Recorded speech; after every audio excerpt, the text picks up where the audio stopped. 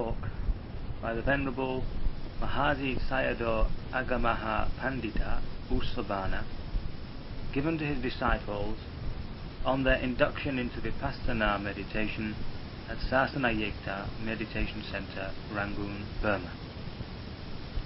Practical Vipassana meditational exercises.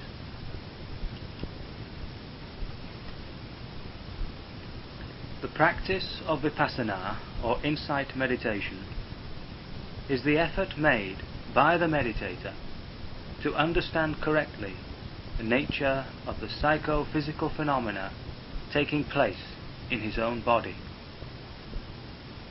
Physical phenomena are the things or objects which one clearly perceives around one. The whole of one's body that one clearly perceives constitutes a group of material qualities, rupa. Psychical or mental phenomena are acts of consciousness or awareness, nama. These nama rupas are clearly perceived to be happening whenever they are seen, heard, smelt, tasted, touched, or thought of. We must make ourselves aware of them by observing them and noting thus: seeing, seeing, hearing, hearing, smelling, smelling, tasting, tasting, touching, touching, or thinking, thinking.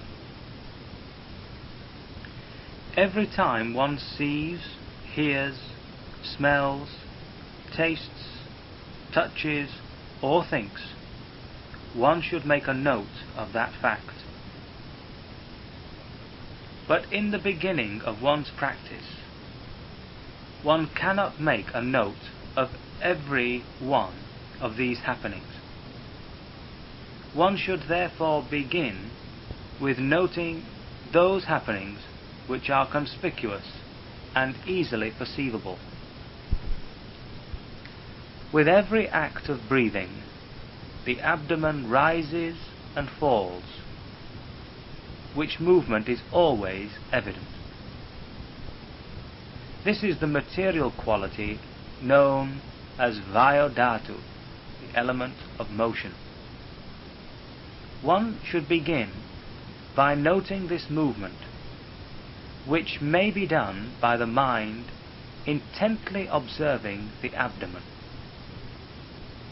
You will find the abdomen rising when you breathe in and falling when you breathe out. The rising should be noted mentally as rising and the falling as falling.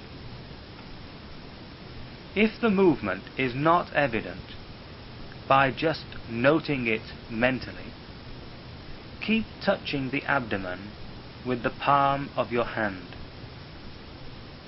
Do not alter the manner of your breathing, neither slow it down nor make it faster. Do not breathe too vigorously either. You will tire if you change the manner of your breathing. Breathe steadily as usual and note the rising and falling of the abdomen as they occur. Note it mentally, not verbally. In Vipassana meditation, what you name or say doesn't matter. What really matters is to know or perceive. While noting the rising of the abdomen, do so from the beginning to the end of the movement, just as if you are seeing it with your eyes. Do the same with the falling movement. Note the rising movement in such a way that your awareness of it is concurrent with the movement itself. The movement and the mental awareness of it should coincide in the same way as a stone thrown hits the target. Similarly with a falling movement. Your mind may wander elsewhere while you are noting the abdominal movement. This must also be noted by mentally saying, wandering, wandering.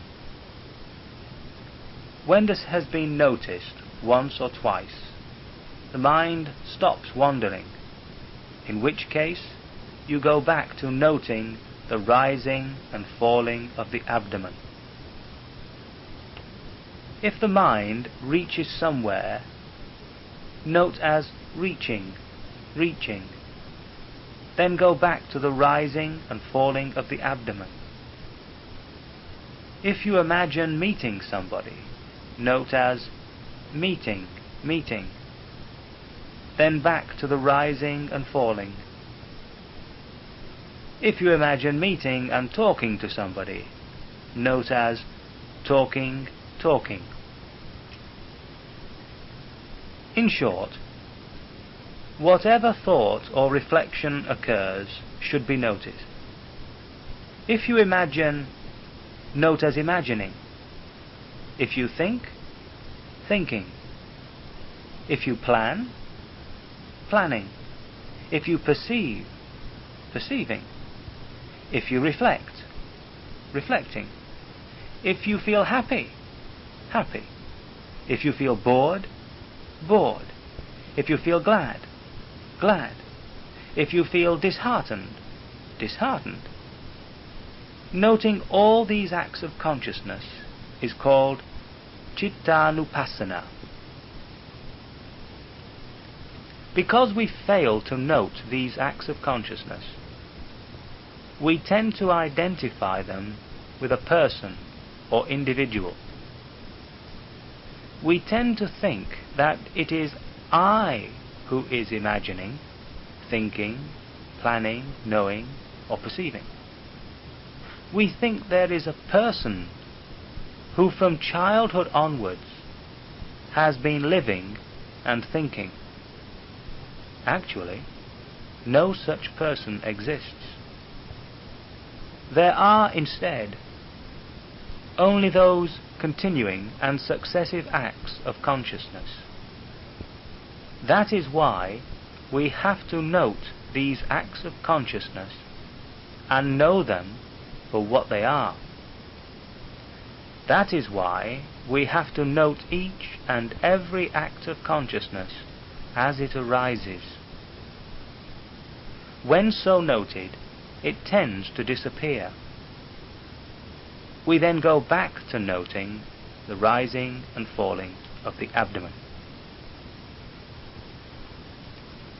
When you have sat meditating for long, sensations of stiffness and heat will arise in your body. These are to be noted carefully too. Similarly, with sensations of pain and tiredness. All these sensations are dukkha vedana, feeling of unsatisfactoriness, and noting them is vedananupassana. Failure or omission to note these sensations makes you think, I am stiff, I am feeling hot, I am in pain, I was all right a moment ago, now I am uneasy with these unpleasant sensations. The identification of these sensations with the ego is mistaken. There is really no I involved, only a succession of one new unpleasant sensation after another. It is just like a continuous succession of new electrical impulses that light up electric lamps. Every time unpleasant contacts are encountered in the body, unpleasant sensations arise, one after the other. These sensations should be carefully and intently noted, whether they are sensations of stiffness, of heat or of pain. In the beginning of the yogi's meditational practice, these sensations may tend to increase and lead to a desire to change his posture. This desire should be noted, after which the yogi should go back to noting the sensations of stiffness, heat, etc. Patience leads to Nibbana, as the saying goes. This saying is most relevant in meditational effort. One must be patient in meditation. If one shifts or changes one's posture too often because one cannot be patient with the sensation of stiffness or heat that arises, samadhi, good concentration, cannot develop. If samadhi cannot develop, insight cannot result, and there can be no attainment of magga, the path that leads to Nibbana, phala, the fruit of that path, and Nibbana. That is why patience is needed in meditation. It is patience mostly with unpleasant sensations in the body, like stiffness, sensations of heat and pain, and other sensations that are hard to bear. One should not immediately give up one's meditation on the appearance of such sensations and change one's meditational posture. One should go on patiently, just noting as stiffness, stiffness, or hot, hot. Moderate sensations of these kinds will disappear if one goes on noting them patiently. When concentration is good and strong, even intense sensations tend to disappear. One then reverts to noting the rising and falling of the abdomen. One will, of course, have to change one's posture if the sensations do not disappear, even after one has noted them for a long time. And if, on the other hand, they become unbearable, one should then begin noting as wishing to change, wishing to change. If the arm rises, note as rising, rising. If it moves, note as moving, moving. This change should be made gently and noted as rising, rising, moving, moving, touching, touching.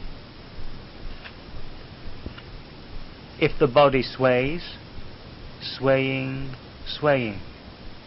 If the foot rises, rising, rising. If it moves, moving, moving. If it drops, dropping, dropping. If there is no change, but only static rest, go back to noting the rising and falling of the abdomen. There must be no intermission in between. Only contiguity between a preceding act of noting and a succeeding act, between a preceding samadhi, state of concentration, and a succeeding one. Only then will there be successive and ascending stages of maturity in the yogi's state of intelligence. Magga and Phala Jnana, knowledge of the path and its fruit, are attained only when there is this kind of gathering momentum. The meditative process is like that of producing fire by energetically and unremittingly rubbing two sticks of wood together so as to attain the necessary intensity of heat when the flame arises. In the same way, the noting in Vipassana meditation should be continual and unremitting, without any resting interval between acts of noting, whatever phenomena may arise. For instance, if a sensation of itchiness intervenes, and the yogi desires to scratch because it is hard to bear, both the sensation and the desire to get rid of it should be noted, without immediately getting rid of the sensation by scratching. If one goes on perseveringly noting thus, the itchiness generally disappears, in which case one reverts to noting the rising and falling of the abdomen. If the itchiness does not in fact disappear, one has, of course, to eliminate it by scratching. But first, the desire to do so should be noted.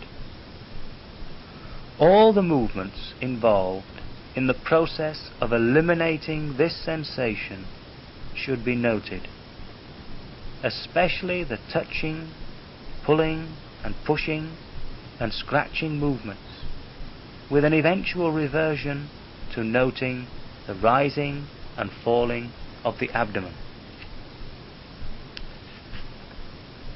Every time you make a change of posture, you begin with noting your intention or desire to make the change, and go on to noting every movement closely, such as rising from the sitting posture, raising the arm, moving and stretching it.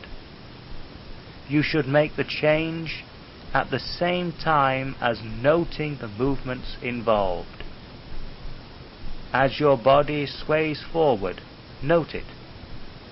As you rise, the body becomes light and rises.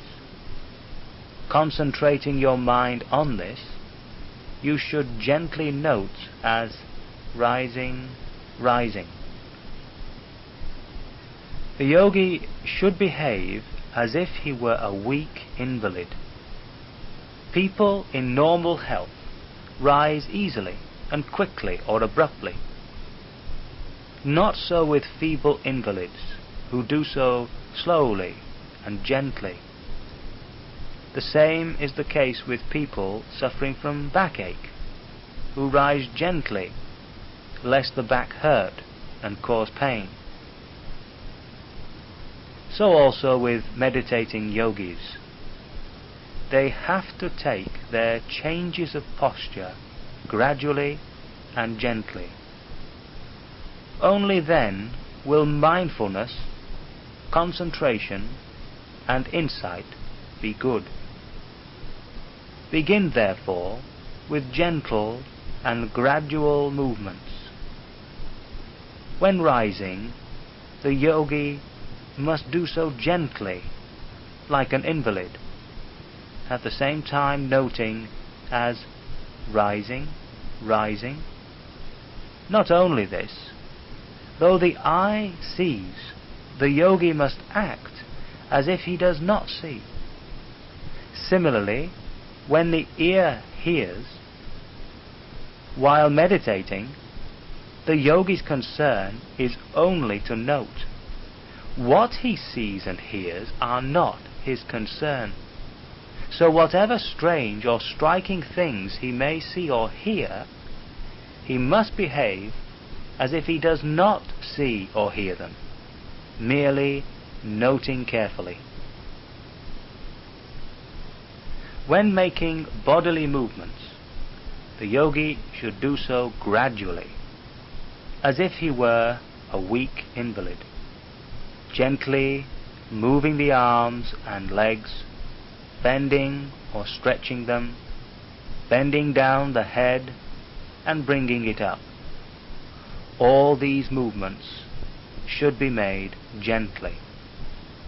When rising from the sitting posture, he should do so gradually, noting as rising, rising, when straightening up and standing, note as standing, standing, when looking here and there, note as looking, seeing, when walking, note the steps, whether they are taken with the right or the left foot. You must be aware of all the successive movements involved, from the raising of the foot to the dropping of it.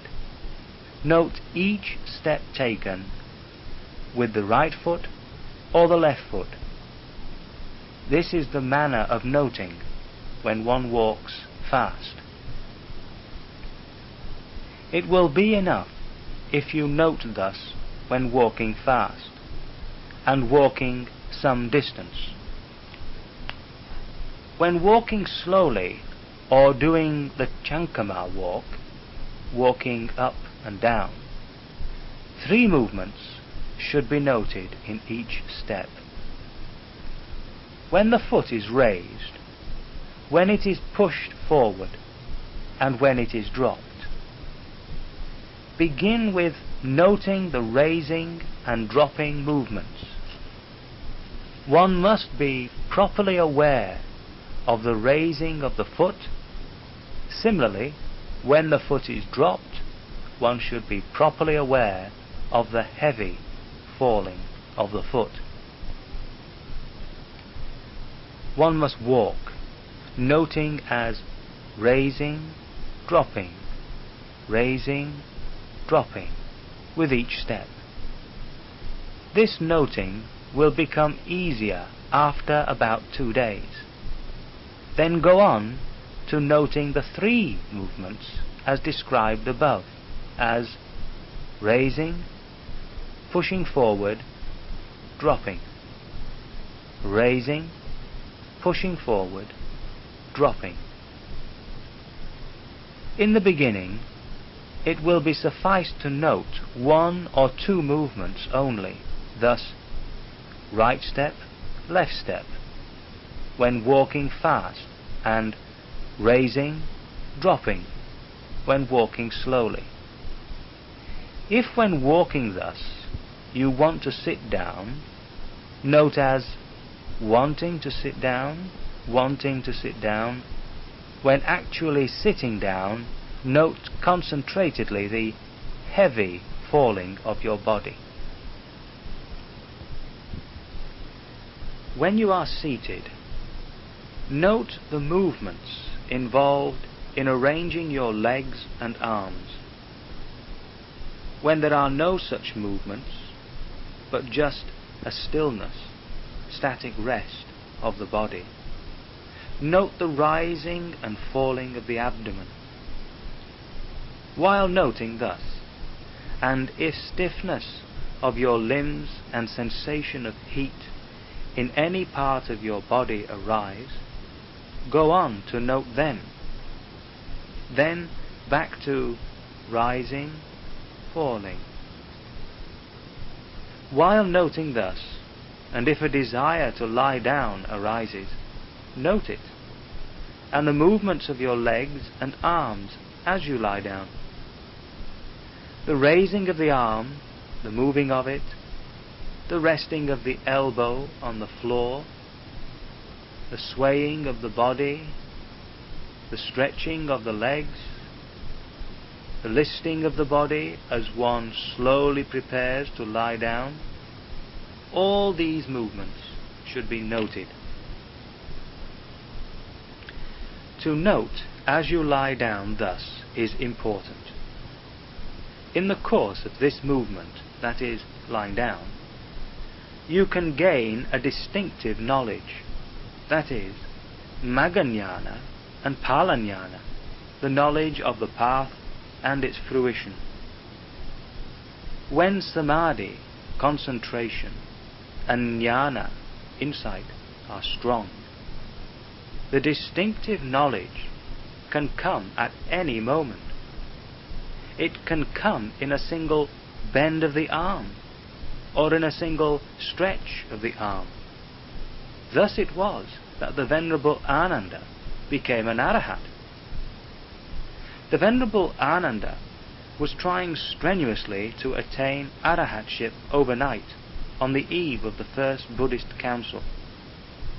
He was practicing the whole night the form of Vipassana meditation known as Kaya Gottasati, noting his steps, right and left, raising, pushing, forward, and dropping of the feet, noting happening by happening, the mental desire to walk, and the physical movement involved in walking. Although this went on till it was nearly dawn, he had not yet succeeded in attaining Arahatship. Realizing that he had practiced the walking meditation to excess, and that in order to balance samadhi, concentration, and virya, effort, he should practice meditation in a lying posture for a while, he entered his chamber. He sat on the couch and then lay himself down. While doing so, and noting lying, he attained Arahatship in an instant. The Venerable Ananda was only a Sotapanna, that is, a stream winner, or one who has attained the first path on the path to Nibbana, before he thus lay himself down. From Sotapanna he continued to meditate and reached Sakadagamihood, that is, the condition of the once returner, or one who has attained the second stage on the path. Anagamihood, that is, the state of the non-returner, or one who has attained the third stage on the path, and Arahatship, that is, the condition of the noble one who has attained the last stage on the path. Reaching these three successive stages of the higher path took only a little while. Just think of this example of the Venerable Ananda's attainment of Arahatship. Such attainment can come at any moment and need not take long. That is why the yogi should note with diligence all the time. He should not relax in his noting, thinking, this little lapse should not matter much. All movements involved in lying down and arranging the arms and legs should be carefully and unremittingly noted. If there is no movement but only stillness of the body, go back to the noting of the rising and falling of the abdomen. Even when it is getting late and time for sleep, the yogi should not go to sleep yet, dropping his noting. A really serious and energetic yogi should practice mindfulness as if he were foregoing his sleep altogether. He should go on meditating till he falls asleep.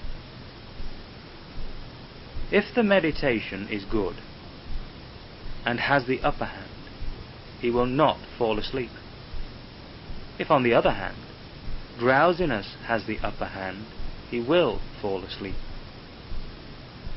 When he feels sleepy, he should note as sleepy, sleepy.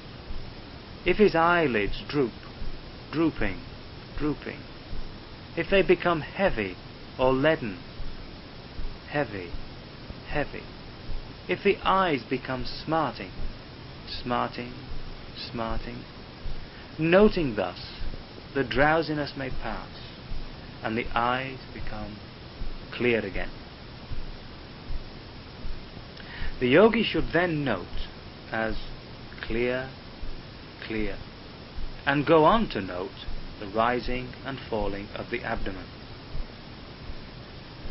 However perseveringly the yogi may go on meditating, if real drowsiness intervenes, he does fall asleep. it is not difficult to fall asleep. In fact, it is easy. If you meditate in the lying posture, you gradually become drowsy and eventually fall asleep. This is why the beginner in meditation should not meditate too much in the lying posture. He should meditate much more in the sitting and walking postures of the body. But as it grows late and becomes time to sleep, he should meditate in the lying posture, noting the rising and falling movements of the abdomen. He will then naturally, automatically fall asleep. The time he is asleep is the resting time for the yogi. But for the really serious yogi, he should limit his sleeping time to about 4 hours. This is the midnight time permitted by the Buddha. 4 hours sleep is quite enough. If the beginner in meditation thinks that 4 hours sleep is not enough for health, he may extend it to 5 or 6 hours. 6 hours sleep is clearly enough for health. When the yogi awakens, he should at once resume noting. The yogi who is really bent on attaining Magga and Phala Jnana should rest from meditational effort only when he is asleep. At other times, in his waking moments, he should be noting continually and without rest. That is why, as soon as he awakens, he should note the wakening state of his mind as awakening. If he cannot yet make himself aware of this, he should begin noting the rising and falling of the abdomen. If he intends to get up from bed, he should note as intending to get up. He should then go on to note the changing movements he makes as he arranges his arms and legs. When he raises his head and rises, note as rising. If he makes any changing movements as he arranges his arms and legs, all of these movements should also be noted. If there are no changes, but only a sitting quietly, he should revert to noting the rising and falling movements of the abdomen. One should also note when one washes one's face and when one takes a bath. As the movements involved in these acts are rather quick, as many of them should be noted as possible. There are then acts of dressing, of tidying up the bed, of opening and closing the door. All these should also be noted as closely as possible.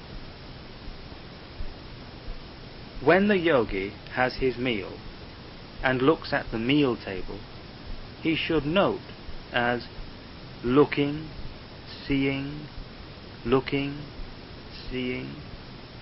When he extends his arm towards the food, touches it, collects and arranges it, handles it and brings it to the mouth, bends his head and puts the morsel of food into his mouth, drops his arm and raises his head again, all these movements should be duly noted.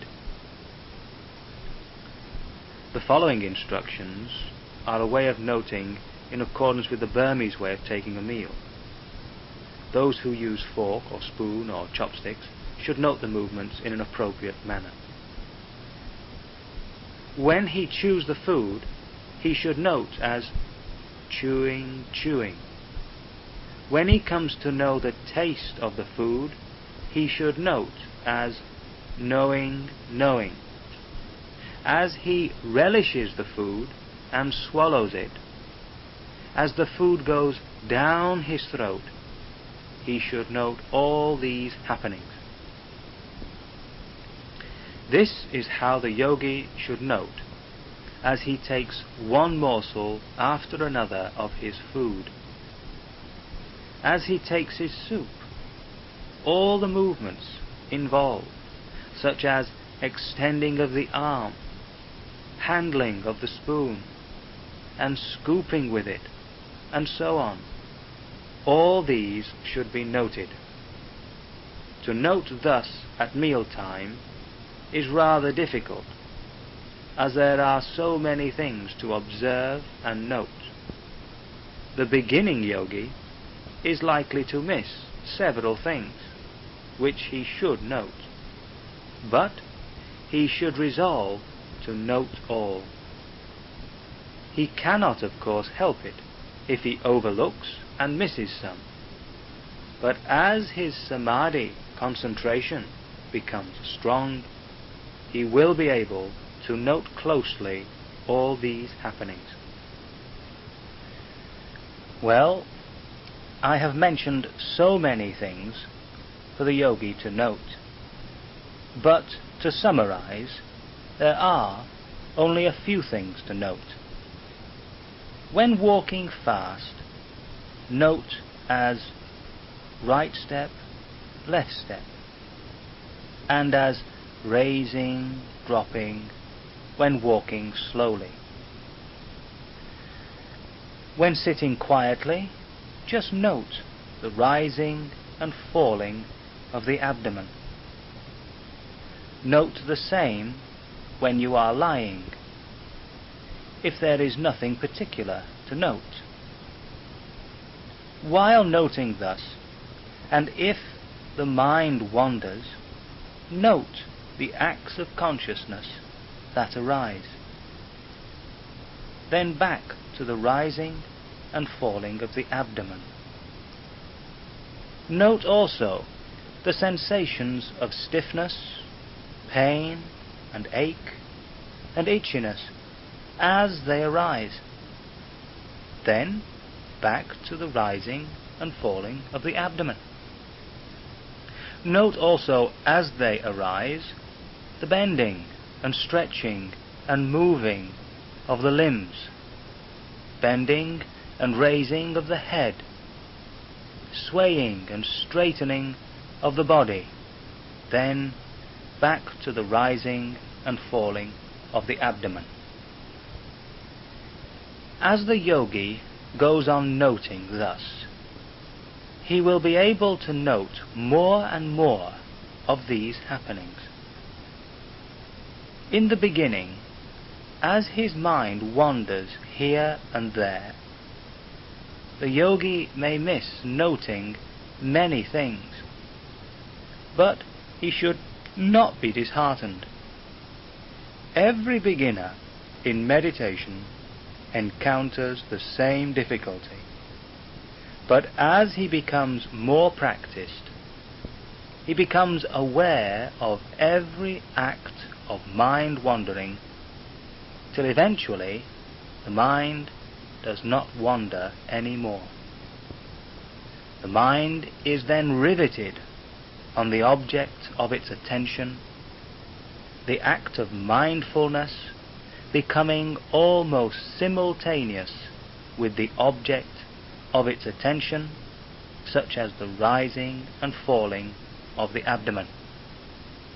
In other words, the rising of the abdomen becomes concurrent with the act of noting it, and similarly with the falling of the abdomen.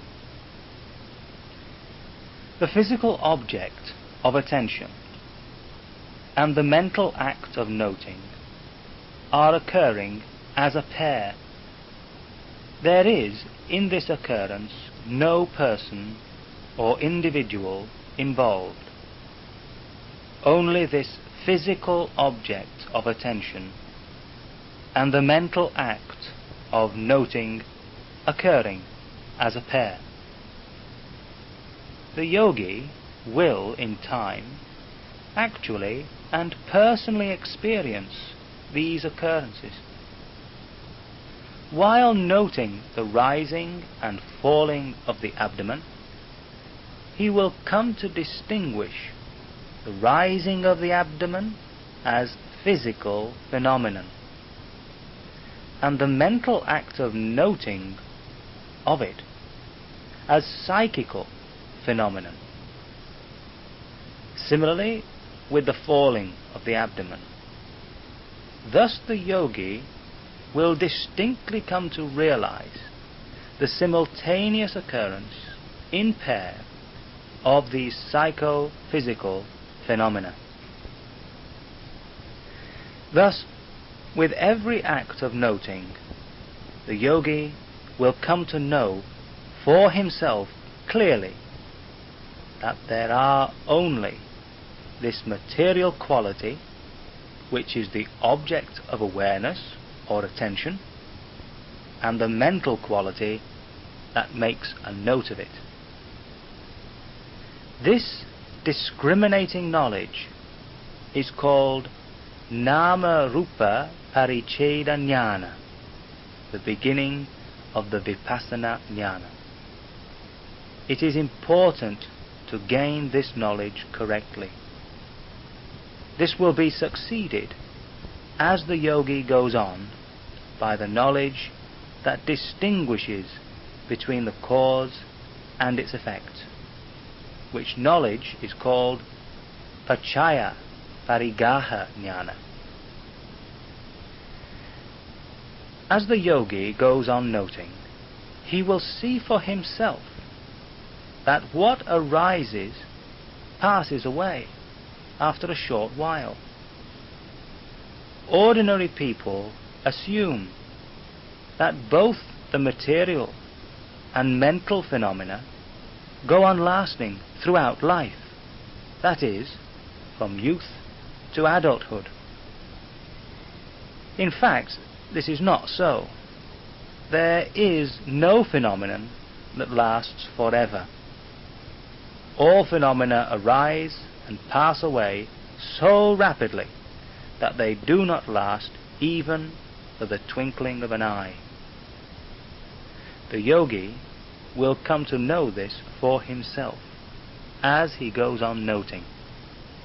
He will then become convinced of the impermanency of all such phenomena.